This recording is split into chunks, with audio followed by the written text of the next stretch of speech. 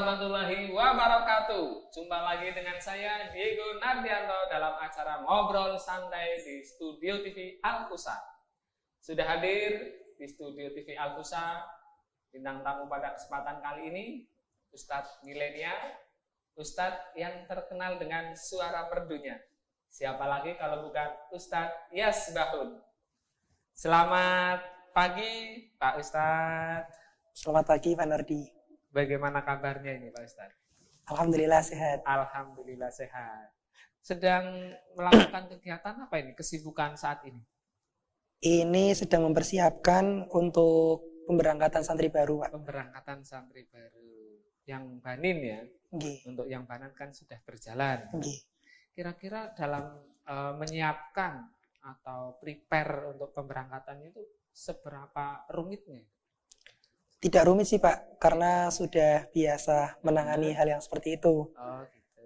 Pemberangkatan, ADM, kemudian daftar hadir dan lain-lain sudah biasa, jadi nggak rumit. Nggak rumit ya. Nggih. Sekarang Kang Ustadz Bahun ini kan di bagian administrasi ya. Administrasi, oke. Sebelum kita membahas banyak dari Kang Ustadz Bahun ini ya, saya ingin menanyakan beberapa hal ini Ustadz. Kira-kira Ustadz Bahun ini sudah berapa lama di Alfusa? Saya di Alfusa sudah lama banget Pak. Sudah lama banget. Kira-kira sudah 9 tahun berarti. 9 tahun di Alfusa. Sampai sekarang. Luar biasa ya. Alhamdulillah masih betah di pondok. Alhamdulillah. Dan sampai sekarang alhamdulillah nggak ada kepikiran ingin keluar dari pondok Pak. Alhamdulillah. Tetap ingin di Alfusa ya? Nggih. Semoga tetap bisa berhikmah di Alfusa. Amin. Kira-kira kalau menurut Ustadz Yasbahun itu Alfusa itu bagaimana? Kalau menurut saya Alfusa ini luar biasa. Iya. Bukan katanya luar biasa saja, tapi bagi saya memang Alfusa itu luar biasa. Kenapa? Karena saya itu dari pertama mondok sampai sekarang perubahan besar itu di Alfusa, Pak. Iya. Nggih. Jadi terutama saya nggak bisa naik mobil. Jadi bisa itu di Alfusa. Di Alfusa? Oh, di Alfusa. Gitu. Saya kesini nggak bisa apa, Pak. Nol. Saya pernah disuruh Abah membeli rokok untuk tukang. Naik motor saya jawab, pede. Saya nggak bisa naik motor, Bah. Akhirnya saya disuruh untuk latihan motor. Latihan motor, kemudian meningkat latihan mobil, dan segala macam di Alfusa saya pelajari, termasuk bangunan, kemudian rebana, kemudian tari sufi, dan macam-macam yang lain saya pelajari. Itu didapat di Alfusa? Iya, di Alfusa semua. Sebelumnya memang belum pernah atau belum bisa? Saya nggak bisa apa-apa Pak, kesini tuh nggak bisa apa-apa. Tapi jadi di Alfusa saya mengalami perubahan total. Luar biasa sekali. Ya. Alhamdulillah. Berkahnya di Alfusa ya Ustaz ya. Yang penting berkah. Oke. Kira-kira sudah 9 tahun ini di Alfusa. Motivasinya untuk masuk Alfusa itu apa sih? Berkhidmah di Alfusa itu apa? Saya termotivasi di Alfusa ini dari Abah Umi. Abah Umi. Nggih. Abah Umi itu selalu bilang kepada santrinya, hikmah itu pasti ya capek, pasti ya saya gitu.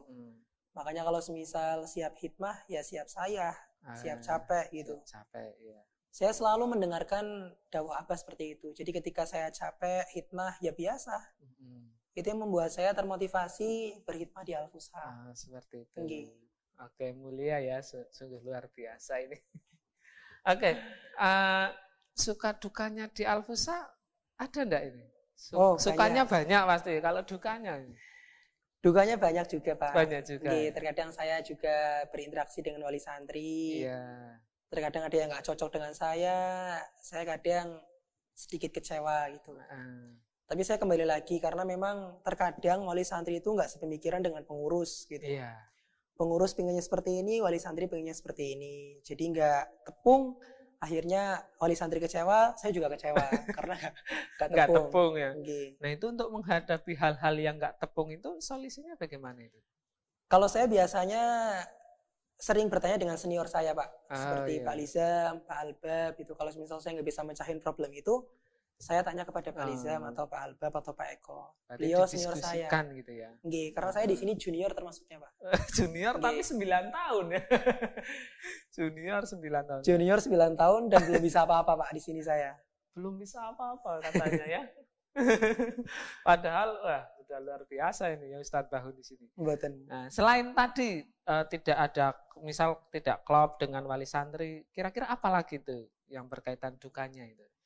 Dukanya ya kadang saya ketika ngaji kadang nggak bisa, saya merasa kecewa karena udah lama di pondok kok tetap aja nggak bisa ngaji gitu. Saya belajar tekun tapi kok tetap seperti ini tuh, nggak ada peningkatan gitu. Saya kecewa juga, Pak, seperti itu. Kadang nangis gitu. Udah 9 tahun belum bisa baca kitab, belum bisa pidato. Tapi dikit-dikit saya belajar. Ini dan merendah ini ya. Alhamdulillah dikit-dikit bisa, Pak, alhamdulillah. Dan sampai saya diundang ke sini itu kan alhamdulillah. Alhamdulillah. Oke, kalau sukanya berarti banyak ya? Kalau sukanya banyak banget, terutama saya itu yang membuat betah di Al-Fusha karena saya banyak berteman dengan teman-teman di Al-Fusha. Iya. Terutama dengan teman-teman saya yang seangkatan, itu juga membuat saya betah di Al-Fusha. Kemudian anak-anak itu juga santri-santrinya. Dia juga membuat saya itu betah, Pak. Ketika saya itu sedang sedih, saya menemui mereka, kemudian cerita, jadi nggak sedih. Itu juga membantu saya mereka itu. Oke. Sekarang Ustadz Yasbahun itu menjadi administrasi Pondok Bani. Kira-kira tantangan terberat dalam menjalani pekerjaan itu apa? Kalau bagi saya administrasi itu semuanya nggak ada yang berat, Pak. Nggak ada yang berat. Nggak ada yang berat. Cuma bagi saya satu yang kelihatan ya biasa nggak berat, sulit bagi saya itu ketika menagih wali santri, kemudian wali santrinya belum punya uang gitu. Padahal dari pondok kan sudah membatasi sampai tanggal 20, tapi wali santrinya nggak bisa bayar. Dari pondok gimana lagi gitu. Karena memang kami sudah kewajibannya menginfokan tanggal 20 supaya lunas. Ternyata wali santri tidak bisa melunasi. Itu saja sih. Untuk masalah rekap, laporan semuanya mudah. Ahli ya? Udah gitu, ahli ya? Allah luar mudah. Biasa. 9 tahun di sini ya. Alhamdulillah. Oke, sebelum menjadi administrasi pondok, sebelumnya apa ini? Saya itu hampir semuanya itu dipegang, Pak. Luar biasa ya. Alhamdulillah, saya belajar semua di sini. Pertama saya di sini itu menjadi divisi galon, Pak. Divisi galon. Divisi galon saya pernah. Kemudian menjadi tukang belanja juga pernah. Kemudian menjadi TU madrasah juga pernah, Alfu Kitab juga pernah. Dan terakhir ini saya menjadi administrasi, Pak. Oh, berarti pengalamannya sudah banyak sekali. Iya, alhamdulillah. Ya? Keamanan, kebersihan saya juga pernah, Pak. Juga pernah? Juga luar biasa. Jadi kalau mau tahu segalanya ya Ustadz Bahun ini sebenarnya udah tahu segalanya ya? Iya, tapi di Al-Fusha ini. Oke. Nah, ini kan Ustadz Bahun terkenal dengan suara merdunya. Itu emang hobi atau bagaimana itu? Nggih. Jadi suara saya itu memang itu titipan dari Allah ya, Pak. Subhanallah. Nggih, titipan dari Allah, alhamdulillah. Dan alhamdulillah saya juga hobi dalam melantunkan sholawat gitu, Pak. Kalau semisal ada acara-acara maulidan atau Isra Mi'raj atau haflah yang ada rebananya itu saya pingin banget tampil, Pak. Gitu ya. Karena saya hobinya itu, Wah, Pak. ini nanti haflah berikutnya bintang tamunya Ustadz Bahun aja ya. Oh, ya nanti nggak rame dong, Pak, kalau saya, Pak. Ya, terus udah bagaimana biasa lagi? Akhirnya hobi itu saya kembangkan di media sosial, Pak. Terkadang saya sholawat, saya upload di Facebook, saya upload di YouTube, saya upload di Instagram, di WA gitu. Dan mereka yang menyaksikan juga alhamdulillah memuji saya. Aduh, saya jadi nggak enak gitu ya. Tapi memang benar ya. Emang benar ya, itu suaranya juga bagus gitu ya. Saya juga beberapa kali melihat di sosial medianya Ustadz Bahun, ya suaranya bagus gitu. Selain bersuara bagus, itu kan juga membuat konten-konten kayak YouTuber gitu ya. Itu inspirasinya dari mana itu? Jadi saya itu dulu ketika Lebaran 2 tahun yang lalu saya itu nggak bisa ngedit, nggak bisa bikin konten apa-apa. Saya terinspirasi dari adik saya, Pak.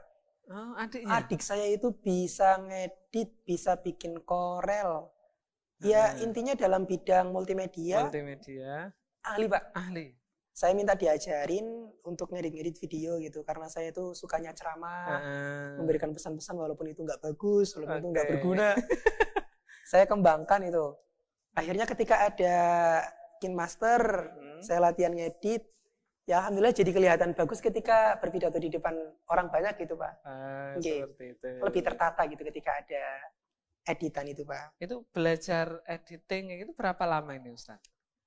Saya nggak lama, Pak, cuma 1 minggu kok. 1 minggu? Nggih, karena belajarnya KineMaster, Pak. Nggak seperti Kang Haris itu, nggak seperti itu. Tapi ada punya rencana kepingin seperti Oh, saya pingin, Pak. Pingin, ya. Saya pingin. Ya, nanti habis ini minta belajar saya bareng ya. Insya Allah. Udah diajarin sama Kang Ardia. Oke. Ustadz Yasbahun, umurnya sudah berapa sih? Saya berarti 23 mau 24, Pak. 23 mau 24. Nggih. Kira-kira punya rencana mau menikah kapan ini, Ustadz? Astagfirullahaladzim. Masih kecil ditanya nikah. Loh, kok masih kecil? Iya, gimana? Kalau target saya sih sekitar 29-30, Pak. 29-30. Nggih, tapi itu belum saya pikirkan sama sekali, Pak. Saya memikirkan hikmah dengan pondok. Hikmah di pondok. Nggih, yang penting hikmah dulu aja, Pak. Kalau masalah nikah, saya belum memikirkan. Belum memikirkan sama sekali. Oh, belum memikirkan untuk menikah. Belum memikirkan sama sekali. Cuman kalau menurut Ustadz Yasbahun, itu kira-kira kriteria perempuan yang seperti apa itu? Oh. Kalau saya pinginnya yang pertama jelasnya anak pesantren. Anak pesantren. Anak pesantren. Karena saya juga basicnya kan pesantren, Pak ya. Iya. Jadi pinginnya juga sama-sama pesantren. Sama-sama pesantren. Kemudian akhlaknya juga baik. Akhlaknya baik. Kemudian cantik. Cantik. Gitu. Terus kata ibu saya tuh seperti ini. Hun, kalau kamu cari istri yang bisa masak. Gitu, yang katanya. bisa masak. Dan itu juga kriteria saya, Pak. Oh iya, akhirnya masuk kriteria. Iya. Kira-kira di Al-Fusa sendiri ada enggak yang masuk kriterianya Ustadz Bahun ini? Aduh. Aduh katanya ini. Kayaknya ada, Pak, kayaknya. Ada. Iya, kayaknya ada. Kayaknya tapi belum pasti. Kayaknya ada kepikiran untuk mendekati atau untuk itu? Aduh, kalau saya mendekati perempuan itu nggak pede gitu, Pak. Nggak pede. Ya saya terserah sama Allah aja lah. Oh, gimana nanti ke depannya gitu. Oke, luar biasa. Oke, untuk Ustadz Yasbahun, kalau sudah menikah, itu kira-kira masih tetap ingin berkhidmah di Al-Fusa atau bagaimana? Kalau saya pinginnya tetap khidmah di Al-Fusa, Pak. Tetap khidmah di Al-Fusa. Tapi nggak tahu nanti Allah memberikan jalan yang mana, saya nggak tahu. Tapi yang jelas saya pingin khidmah di Al-Fusa, malah saya pingin bisa punya pondok sendiri, Pak. Punya pondok sendiri, amin, amin. Abah itu kalau semisal pas sama saya, beliau sering dawuh, Hun, kalau bisa nanti kamu bisa bikin pondok sendiri gitu. Amin, Bah. Mungkin tercapai, dikabulkan, dijabai. Amin. Rencana kalau bikin pondok sendiri di mana? Ya di mana saja, Pak. Di mana saja. Enggak kepikiran. Enggak kepikiran mungkin di tempat kelahirannya gitu. Iya, agak kepikiran seperti itu sih, Pak. Tapi Abah juga pernah bilang, kamu dimanapun tempatnya ya dijalani aja. Dijalani aja. Karena biasanya kalau Abah yang dawuh itu merupakan suatu yang itu ya, keberkahan gitu. Oke. Nah, dalam keseharian di pondok, kira-kira hal yang disukai oleh Ustadz Bahun itu apa? Saya kalau di pondok itu hal yang paling suka berdialog dengan santri-santri, Pak. Berdialog. Sharing dengan santri. Oke. Karena saya pingin mereka itu juga tahu tentang pondok Al-Fusa seperti apa. Kalau saya pas lega, senggang, saya ke asrama sharing sama mereka. Gimana Mas, betah apa enggak gitu. Terus nanti kalau enggak betah, saya kasih solusi. Kasih motivasi gitu ya. Saya senang seperti itu, Pak. Senang seperti itu. Nah, kalau yang tidak disukai? Kalau yang tidak disukai di Al-Husa itu ada tidak? Kayaknya nggak ada, Pak. Nggak ada ya? Nggih. Semuanya seneng ya? Semuanya Suka seneng. Ya? Oke, subhanallah. Iya, memang semuanya seneng kok, Pak, nggak ada. Kalau semisal susah saya bikin seneng. Oke. Kalau misalnya seneng ya saya bikin seneng biasa. Oke. Nah, yang namanya perjalanan hidup pasti kan masalah, pasti tentunya ada ini ya Ustadz ya? Iya, betul. Nah, dalam menyikapi masalah-masalah itu bagaimana ini Ustadz Yasbahun? Kalau dalam kehidupan menyikapi masalah itu kita nggak usah dibikin tegang atau dibikin pusing, iya nyantai aja lah. Karena hidup itu semuanya pasti punya masalah, Pak. Kalau kita mencari orang yang hidup tidak punya masalah, tentu kita tidak akan bisa menemukan. Tapi kita harus berpikir bahwa orang yang bisa memecahkan masalah, maka dia dinamakan orang yang hebat. Gitu, Pak. Karena kalau kita mencari orang yang nggak punya masalah, ya nggak ada. Kecuali orang yang mati. Iya, betul sekali. Yang namanya hidup ya pasti gitu. Penuh masalah. Yang hebat yang bisa memecahkan masalah. Luar biasa. Ya, jadi biasa aja, nyantai lah, Pak. Oke. Hadapi dengan slow. 9 tahun di Al-Husa. Tips berhikmah ala Ustadz Bahun itu bagaimana? Kalau saya berhikmah di Al-Husa, tipsnya itu saya dapat dari Abah. Iya. Bahwa hidup itu di dunia semuanya dua, Pak. Iya, bagaimana itu? Ada senang, ada susah. Iya. Semua dua. Makanya ketika saya senang, ya memang kadang senang. Ketika saya susah, ya memang ada susah. Ada susah, gitu. Betul. Kita nggak mungkin senang terus, kita nggak mungkin susah terus, itu nggak mungkin. Dua-duanya beriringan. Yang penting ketika kita susah, ya dibikin nyantai, senangnya dibikin nyantai. Itu yang membuat saya tetap hikmah di Al-Husa seperti itu, Pak. Luar biasa. Karena hikmah itu ya pasti ada susah, ada senang. Nggak mungkin susah terus tuh nggak mungkin. Iya, betul sekali. Oke. Ustadz Yasbahun itu seberapa dekat dengan Abah dan Umi? Kalau saya merasa paling dekat sekali dengan Abah dibanding dengan santri-santri yang lain, Pak. Seperti bagaimana itu? Semoga kedekatan ini terus beristiqomah. Kenapa, Pak? Karena satu hal, contoh saja, Pak. Iya. Saya pernah nggak ngaji. Waktu itu ditanya sama Abah, Bahun di mana? Nggak ngaji. Saya sakit waktu itu. Iya. Ketika saya nggak kelihatan, saya ditanya sama Abah. Kemudian ketika ada apa-apa, Abah selalu nyuruh saya. Gitu. Padahal yang lain bisa, tapi kenapa nyuruh saya? Itu karena mungkin Abah itu dengan saya mungkin sudah percaya, ya alhamdulillah semoga seperti itu.